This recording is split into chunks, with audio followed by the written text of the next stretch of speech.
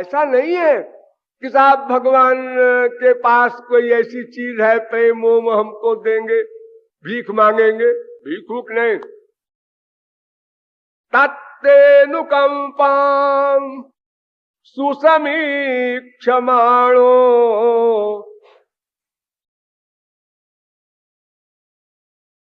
ये बड़ा इंपॉर्टेंट श्लोक है। तत्तेनुकंपां सुसमीक्षमाणो भुञ्जान एवात्मकृतं विपाकम् हृद वाक् कपूर फिर विदधन नमस्ते जीवेत यो।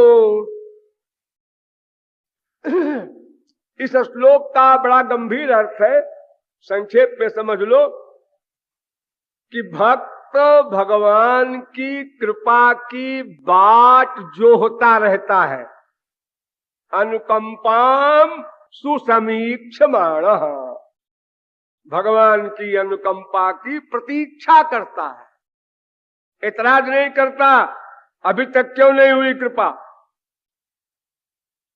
मेरी प्रतीक्षा में कमी है, मेरी प्रतीक्षा में कमी है। सदा यही फीलिंग हो, ये फीलिंग ना आने पावे, प्रतीक्षा करते करते इतने दिन हो गए, वो काहे के दयालु है ये क्रैक ना आने पावे।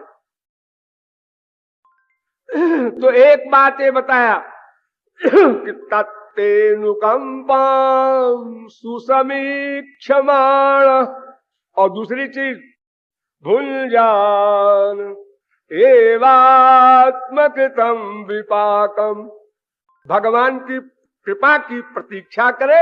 प्लस नंबर 2, भगवान के दिए हुए प्रारब्धजन्य सुख दुख को सहर्ष भोगे। अरे सुख को तो सहर्ष भोगते ही है, दुख को भी सहर्ष भोगे। ध्यान दो, सहर्ष, बाप मर गया, बेटा मर गया, बीवी मर गई, पति मर गया, धन लुट गया, हाँ, इसको ये न समझे कि ये बुरा हुआ, क्योंकि भगवान ने किया ना, कोई मनुष्य के हाथ में तो है नहीं है सब, किसी की मृत्यु किसी का जीवन।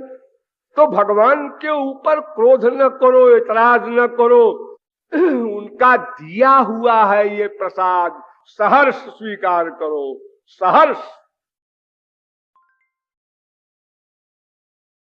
गुरु का प्यार बड़ा मीठा लगता है, और फटकार जब तुमने गलती किया, गुरु ने डांटा, उस पर बलिहार जाओ कि कितनी ममता है उनकी, कितना उनको ध्यान है हमारा कि हमारी गलती रहने न पावे।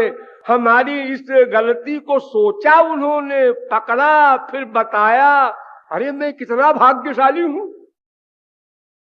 इसके बजाय अगर हमने ये सोचा सबके बीच में क्यों डांटा, अकेले में चप्पल मार लेते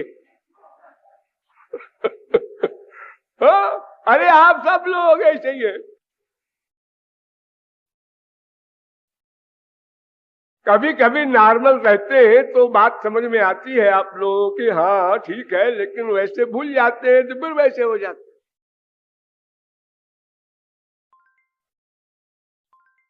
तो 2 बात मैंने बताई, कृपा की प्रतीक्षा करो, प्रारब्ध को सहर्ष भोगो, और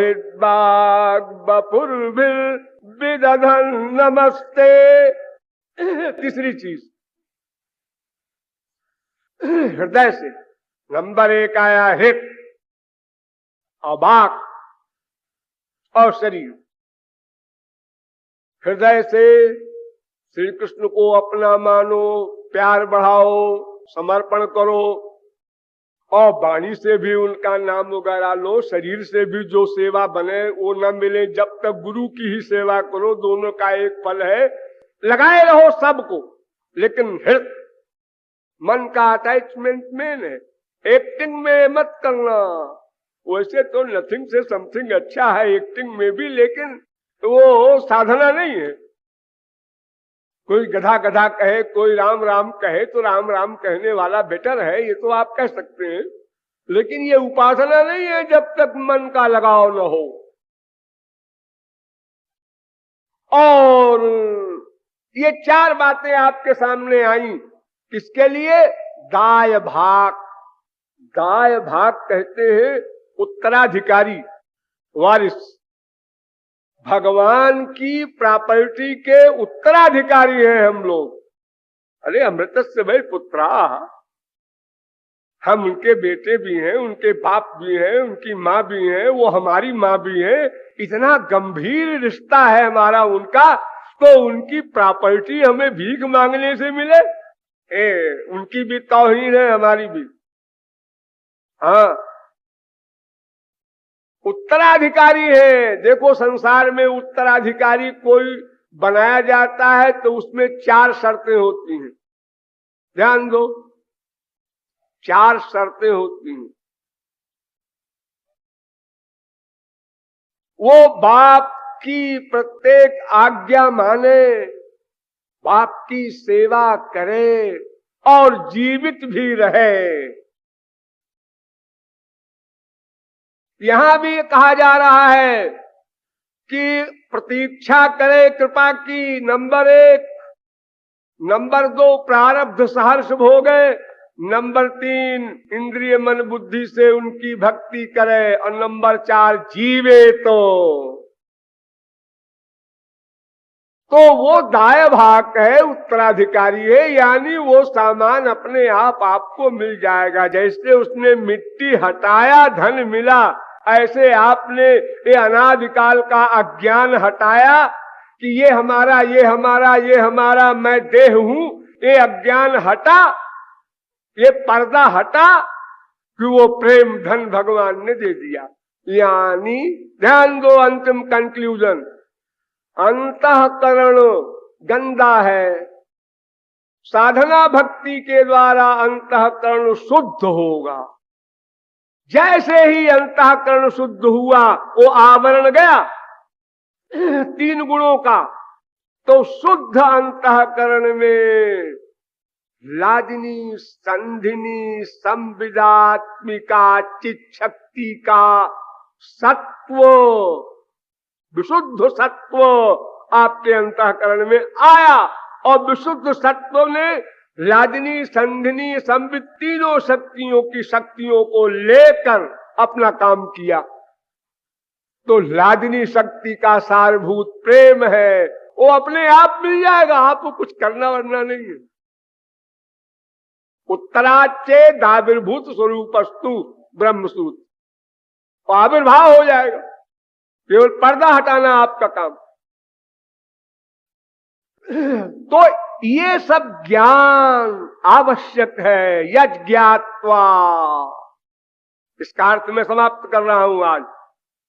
क्या जान करके? संबंध जान करके, उस संबंध को जोड़ने का मार्ग जान करके, और हमको क्या प्राप्त करना है ये जान करके। संबंध हमारा श्री कृष्ण से नित्य सनातन है, स्वयं सिद्ध है, और उसका जो मार्ग है वो नवधा भक्ति मार्ग है, और जो लक्ष्य है वो प्रेम है, और जो प्राप्तव्य है वो श्री कृष्ण की सेवा है। इसका पूर्ण ज्ञान हो। इस समय आप लोगों ने सुना तो हल्का हल्का ज्ञान हुआ।